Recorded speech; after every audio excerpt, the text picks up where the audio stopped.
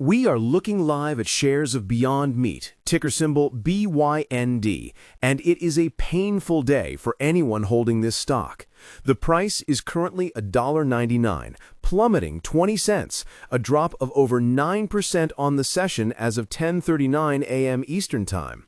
The chart shows a volatile spike earlier this morning, hitting $2.23, only to be aggressively sold off, a pattern that speaks volumes about the battle raging in this name. Now, most investors see this $1.99 price, they see the 52-week low of just 50 cents, and they think one thing: this company is finished. But what they might not realize is that today's 9% collapse is not just random selling. It is the violent, painful hangover from one of the most absurd meme stock short squeezes we have seen this year. And it represents the market's brutal return to a reality the company cannot escape. The expectation that this was a revolutionary food tech company has just collided with the reality of its balance sheet, and reality is winning. The common ground, the story we were all told for years, was that Beyond Meat was the future. It was the face of a massive shift in consumer preference away from traditional animal protein. The 2019 IPO was electric. Investors piled in, believing they were getting in on the ground floor of a company that would not just take shelf space, but redefine the entire global protein market. The expectation was for exponential growth, tech-like margins, and a clear path to market dominance. We saw the partnerships with fast food giants, the rapid retail expansion, and it all seemed to confirm this narrative.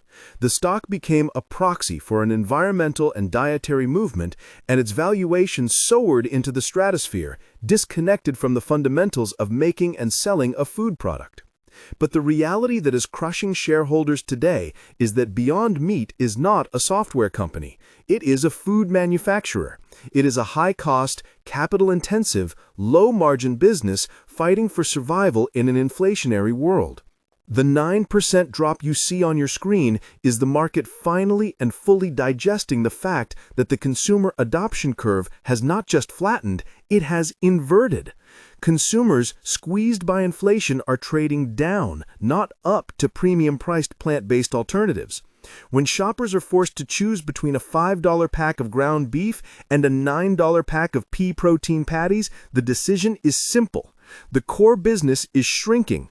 Revenue in the second quarter fell almost 20% year over year, and the company just warned that third quarter sales would also show a double-digit decline. The growth story is not just stalled, it is over. The narrative has completely shifted from how big can they get to can they even survive 2026? This brings us to the recent mind-boggling volatility. Just last week, this stock was trading at 50 cents. It then exploded over 1,000%, hitting an intraday high of $7.69 just a few days ago.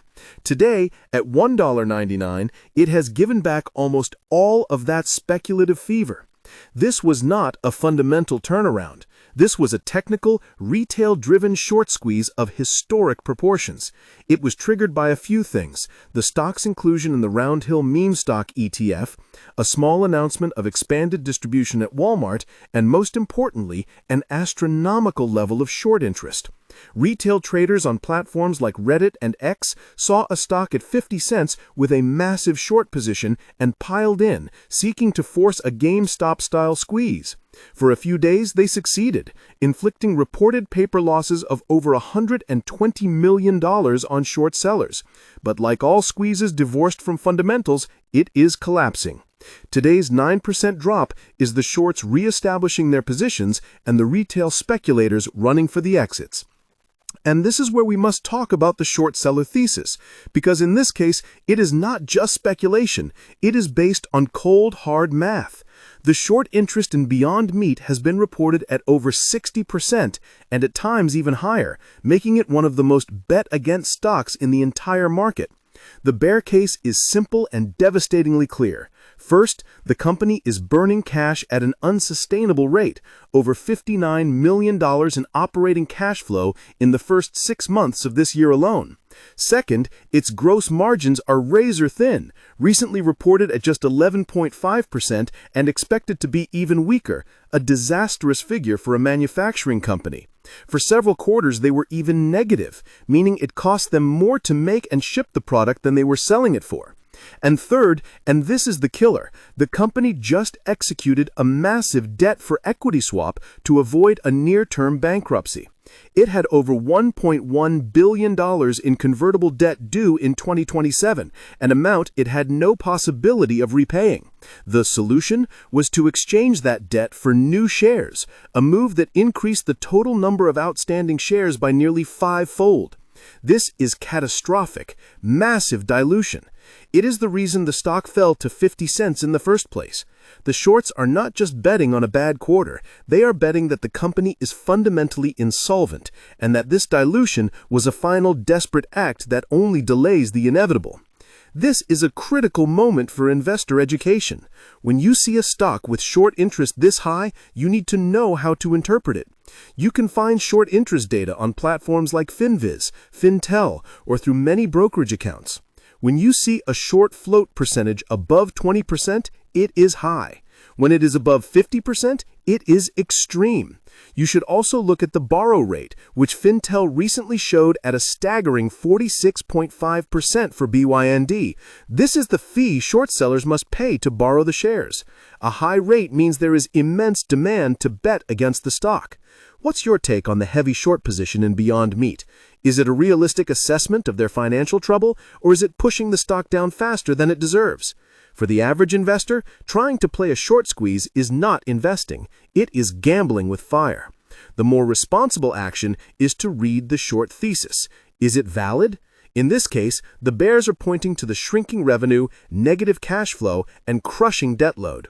Unless the company can fundamentally disprove this thesis, the stock price will eventually follow the fundamentals, not the hype. This entire episode has been a painful lesson for the retail investors who bought into the original mission. The social media forums are filled with a mix of anger, frustration, and bag holders who bought at $10, $50, or even $100, believing they were changing the world. The reality is that a mission and a business model are two different things. The business of Beyond Meat, as it stands, is broken. It sells a product that is too expensive in a market where its novelty has worn off, all while being crushed under a mountain of debt. Its core partnerships have faded. Restaurants that once championed the product as an add-on have quietly removed it from their menus to save on costs and complexity. So, where does the stock go from here now that the squeeze is over and the price is back below $2? The outlook is grim and the pathways to survival are narrow. The bear case, which is the dominant reality, is that the company is in a death spiral. The massive dilution has eviscerated shareholder value, and the shrinking sales and cash burn will eventually lead to either another dilutive capital raise or a bankruptcy filing. Analyst ratings are a sea of sells and underperforms. Mizuho has a $1.50 price target. TD Cowen is even more bearish with a $0.80 target, implying the stock could be cut in half again from here. There are virtually no buy ratings left. The bull case, the flickering ember of the original expectation, is almost non-existent. It would require a miracle. Perhaps a dramatic, unforeseen breakthrough in their production technology that slashes costs and allows them to sell their product profitably at a price competitive with traditional meat.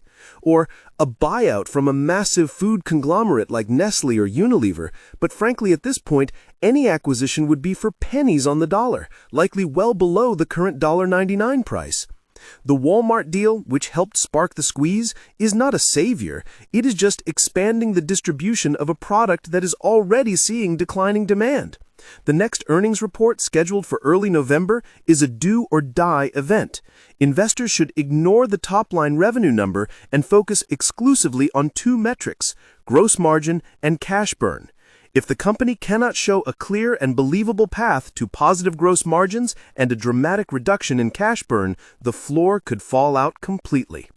Looking at the state of the consumer and the company's financials, what specific strategic move does Beyond Meat need to make to even have a chance at a turnaround? Comment below with your one big idea. We started today at $1.99, a price that reflects a complete and total collapse of confidence. The grand expectation of a food tech revolution has been replaced by the harsh reality of a high-cost food manufacturer on the brink of failure. The recent 1,000% rally was not a rescue. It was a speculative distortion, a meme stock fever dream that has now vanished, leaving behind the same set of terrible fundamentals. The market is no longer pricing Beyond Meat for growth. It is pricing it for survival. And as today's 9% drop shows, the market is betting heavily that it will not make it.